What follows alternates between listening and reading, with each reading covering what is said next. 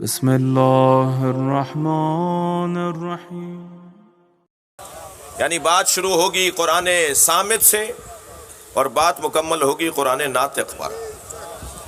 اللہ جب اپنے علم کو کاغذ پر اتارتا ہے، جملے کو محسوس کریں گے، اللہ جب اپنے علم کو کاغذ پر اتارتا ہے تو اسے قرآن نام دیتا ہے، جب پیکر میں ڈھالتا ہے تو اسے مصطفیٰ نام دیتا ہے۔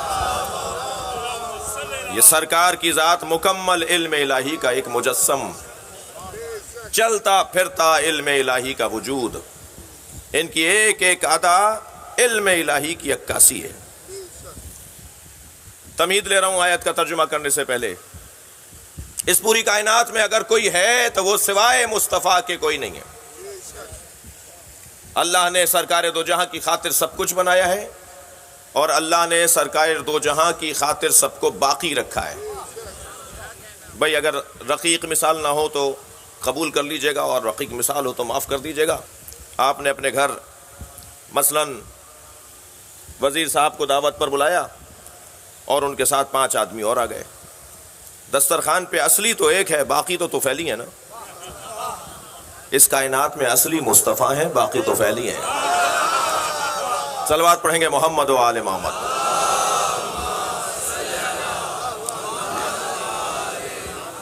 اللہ نے اپنے حبیب کو بہت عظمتیں عطا کی ہیں، بلکہ کہہ دیا جائے کہ سب کچھ سرکار دو جہاں کے قدموں میں اللہ نے رکھ دیا۔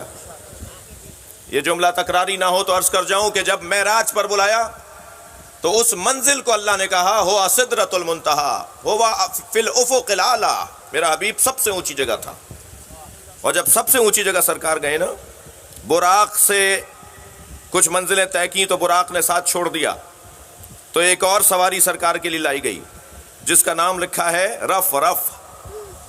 پھر رف رف کچھ اور آگے بڑھی تو ایک مرحلے پر آ کر رف رف نے کہا کہ میرے اندر دم نہیں ہے کہ میں آپ کو اور آگے لے جا سکوں، تو رف رف کی سواری تبدیل کروائی گئی، تو ایک تیسری سواری آئی جس کا نام لکھا ہے بھرہم، وہ جیسے نور کا جھولا ہو، اس انداز کا بیان کیا گیا ہے روایات کے اندر۔ سرکار کو اس نور کے جھولے کے اندر بٹھا کر پھر لے جایا گیا۔ پھر مرحلہ آیا کہ جہاں اس سواری نے بھی ساتھ چھوڑ دیا۔ بھئی یہ سواری کیسے ساتھ نہ چھوڑتی جب جبریل بھی ساتھ چھوڑ رہے تھے۔ لو دنوتن انملتن لحترقت یا رسول اللہ، اس سے آگے میں نہیں جا سکتا، اگر ایک قدم بھی میں اس سے آگے گیا تو میرے پر جل جائیں گے۔ جو لوگ کہتے ہیں کہ جبریل نبی کو پڑھانے آئے تھے، انہیں یہ روایت ضرور سنایا کریں۔ صلوات پڑھیں ذرا محمد و آل محمد پر۔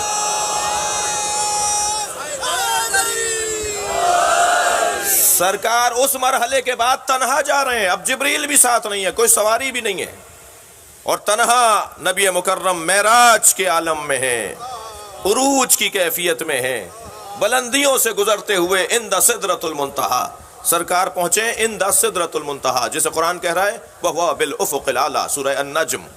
وہ سب سے اونچی جگہ تھا میرا حبیب، اس سے اونچی جگہ ہی نہیں ہے۔ تو سرکار جب وہاں پہنچے نا، دقت چاہوں گا اس منزل بیان پر، جب سرکار وہاں پہنچے تو ایک لمحے کے لیے سوچا کہ کسی سے جوتیاں اتروائی گئی تھیں، میں بھی اتار دوں۔ جی ایک مرتبہ آواز آئی میرے حبیب تم جوتیوں سمیت آؤ۔ بھائی میں یہاں رکنا چاہتا ہوں۔ جوتیاں کہتے کسے؟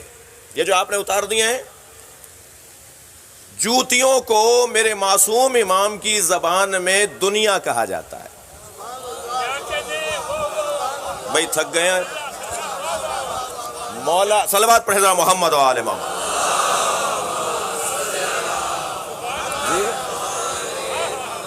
میرے مولا علی کی زبان میں کیا کہا تھا؟ بھائی میں پھر تو اور ذرا واضح کر دیتا ہوں۔ ایسا بند لگا رہے تھے کہ اب اس کے بعد جوتیوں میں بند لگنے کی جگہ نہیں تھی۔ میرے مولا کی جوتیوں میں اتنے پیبند لگ چکے تھے، علی کی بات کر رہا ہوں، خلافت کا دور ہے، حاکم دورہ ہیں۔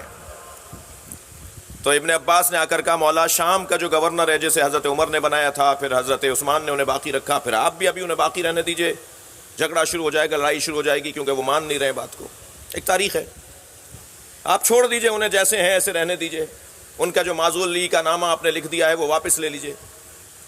حضرت جوتیوں کو بنا رہے تھے تو فرمان لگے ابن عباس، دیکھا بھی نہیں ابن عباس کو سر اٹھا کے، اپنے کام میں لگے رہے، کہنے لگے ابن عباس بتاؤ میری جوتیوں کی قیمت کیا ہے؟ یہ جوتیاں کتنے میں بکیں گی؟ کہنے لگے مولا کوئی نہیں خریدے گا۔ اچھا جو جواب مولا چاہتے تھے نا وہی دیا ہے ابن عباس نے، ورنہ ان جوتیوں کی قیمت تو کوئی پہچانے سلمان فارسی سے۔ جو مولا کے چاہنے والے ہیں ان سے ان جوتیوں کی کوئی قیمت پوچھے، مگر علی یہی جواب چاہتے تھے۔ مولا نے فرمایا کتنے میں بکے گی یہ، کتنے کی ہے؟ کہنے مولا اسے کوئی خریدے گا نہیں، اس کی کوئی قیمت نہیں ہے۔ حضرت نے فرمایا میری ان جوتیوں کی قیمت تمہاری دنیا سے زیادہ ہے۔ بھائی صلوات ہدیہ کریں علی کی ذات پہ۔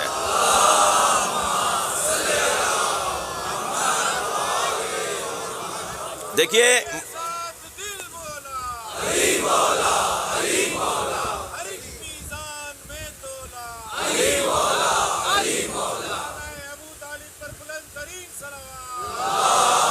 اللہم صلی علی، تو یہ جوتیاں مولا کی زبان میں دنیا یعنی جوتی، توجہ کر لی۔ پھر حضرت موسیٰ سے جو فرمایا گیا تھا فَأَخْذْنَا نَعْلَيْكَ، جوتیاں اتار کے آئیے، یہ وادی مقدس طوا ہے۔ حضرت موسیٰ نے جوتیاں اتار دیں۔ علامہ مجلسی نے اس کی تفسیر میں لکھا ہے کہ یہ کسی جانور کے چمڑے کی بنی ہوئی جوتیاں اور نالینیں نہیں تھیں۔ یہ جو جوتیاں اتروائی جا رہی ہیں یہ کوئی مادی جوتیاں نہیں تھیں جو حضرت موسیٰ سے اتروائی گئی ہیں، بلکہ حب دنیا۔ جب وادی مقدس میں آؤ تو جوتیاں اتار کے آؤ۔ اب سمجھ میں آیا کہ ہم مسجدوں میں اور امام بارگاہوں میں جوتیاں اتار کے کیوں آتے ہیں؟ جب مقدس وادی میں آ گئے ہو تو حب دنیا کو چھوڑ کر آؤ، یہاں صرف اللہ کو یاد کرو، یہاں کسی اور کو یاد نہیں کرنا، یہاں سوائے اللہ کی رضا کے، سوائے اس کی مرضی کے کوئی اور کام نہیں کرنا۔ میں رہتا ہوں باب العلم میں، نارتھ ناظم آباد 5 اسٹار چورنگی پہ جو مسجد امام بارگاہ ہے، میری رہائش وہاں ہے کوئی 15-16 سال سے۔ میں نے وہ مسجد باب العلم کے صحن میں 2 لوگوں کو لڑتے ہوئے دیکھا، ایک دوسرے سے تندی سے بات کر رہا تھا اور دوسرا اس سے کہہ رہا تھا کہ امام بارگاہ کے باہر آؤ تو بتاؤں گا، میں یہاں جواب نہیں دے سکتا۔ پہلے تو بڑھ کر میں نے اس کے پیشانی کا بوسہ لیا کہ کم سے کم تم نے اس بات کا تو خیال کیا کہ ہر بات ہر جگہ نہیں کی جاتی، اور پھر دوسری بات یہ کہ خدا کے لیے امام بارگاہ سے باہر جا کر بھی یہ نہ بھول جانا کہ اللہ تمہیں دیکھ نہیں رہا ہے، اللہ تو تمہیں وہاں بھی دیکھ رہا ہے۔ ایسا نہیں ہے کہ تم باہر چلے جاؤ گے تو اب کوئی تمہیں دیکھنے والا نہیں ہے، مگر ایک ہماری نفسیات ہے، ہماری ایک سوچ ہے، ہمارا ایک طریقہ ہے، ایک اندر سے آواز آتی ہے خبردار یہ مقدس جگہ ہے، یہاں یہ بات نہ کرو۔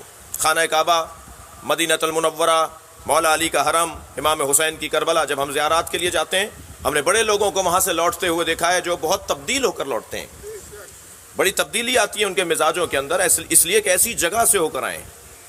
تو عزیزو بحث یہ ہے کہ اللہ نے اپنے حبیب کو جوتیوں کے ساتھ اس لیے بلایا کہ میرے حبیب کے دل میں سوائے میری محبت کے کسی کی محبت نہیں ہے۔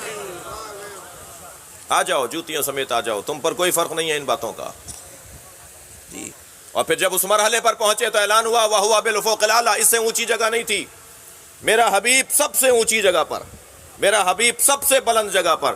تو اب ایک جملہ ہدیہ کر رہا ہوں، توجہ چاہوں گا عزیزان گرامی، جوتیوں کے ساتھ نبی وہاں گئے ہیں جو سب سے اونچی جگہ ہے، تو مجھے کہنے دیجئے ساری دنیا نبی کے جوتیوں کے نیچے ہے، کوئی حیثیت نہیں ہے اس دنیا کی۔